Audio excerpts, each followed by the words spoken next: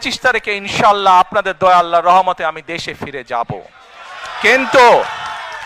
কিন্তু এখানে উপস্থিত, এই ঘরে উপস্থিত প্রত্যেকটি মানুষের কাছে আমার অনুরোধ, দয়া করে কেউ আপনারা এয়ারপোর্টে সেদিন যাবেন না। আপনাদের সকলকে আমি একটি বিনীত অনুরোধ করতে চাই, করব সত্যি? আচ্ছা, কি সেই বিনীত অনুরোধ?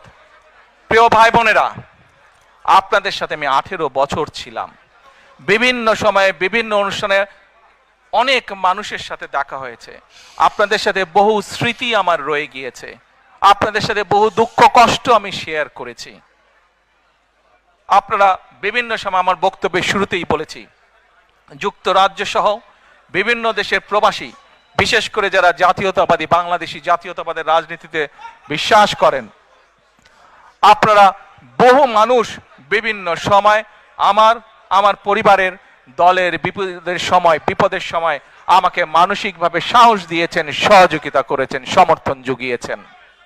আজকে বিশেষ করে লন্ডনে যারা আছেন, বিশেষ করে তোমরা যারা ইয়াং আছো, ছবি তোলার জন্য পাগল হয়ে যাচ্ছ, প্রত্যেকের কাছে আমার একটি অনুরোধ, 25 তারিখে ইনশাআল্লাহ আপনাদের দয়া আল্লাহর রহমতে আমি দেশে ফিরে যাব। কিন্তু এখানে উপস্থিত, এই ঘরে উপস্থিত প্রত্যেকটি মানুষের কাছে আমার অনুরোধ, দয়া করে কেউ আপনারা এয়ারপোর্টে সেদিন যাবেন না। আপনারা, কারণ এয়ারপোর্টে গেলে একটি হট্টগোল তৈরি হবে এবং মানুষ জানবে যে এরা সব বাংলাদেশি, এবং দেশের সুনাম নষ্ট হবে, দলের সুনাম নষ্ট হবে।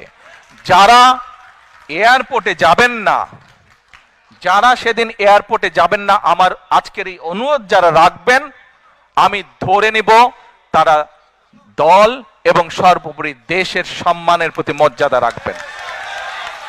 আর আমার মানা করা সত্ত্বেও, আমার অনুরোধ করার পরেও যারা যাবেন, আমি ধরে নিতে বাধ্য হব যারা ব্যক্তিগত স্বার্থের জন্য সেখানে গিয়েছেন। কাজেই আপনাদের কাছে বিনীত অনুরোধ রেখে আমার বক্তব্য শেষ করছি।